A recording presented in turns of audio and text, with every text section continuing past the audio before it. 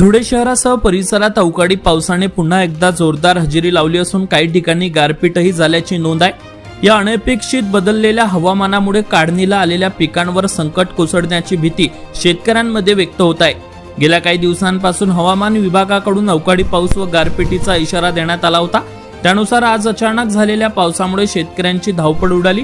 विशेषतः गहू, हरभरा, कांदा यासारखी काढणीस आलेली पिके शेतातच असल्याने त्यांचे मोठ्या प्रमाणावर नुकसान होण्याची शक्यता निर्माण झाली आहे। गारपिटीमुळे काही भागातील पिकांवर प्रत्यक्ष परिणाम झाल्याचा प्राथमिक अंदाज वर्तवण्यात येत असून शेतकऱ्यांच्या चिंता अधिक वाढल्या आहेत। आधीच आर्थिक अडचणीत सापडलेल्या शेतकऱ्यांसाठी हा अवकाळी पाऊस म्हणजे आणखी एक मोठा धक्का मानला जात आहे। दरम्यान नुकसानीचे तात्काळ पंचनामे करून शेतकऱ्यांना शासनाकडून योग्य भरपाई मिळावी अशी मागणी आता जोर धरू लागली आहे। संबंधित प्रशासनाने तातडीने घटनास्थळी पाहणी करून मदत जाहीर करावी अशी अपेक्षा शेतकऱ्यांनी व्यक्त केली आहे।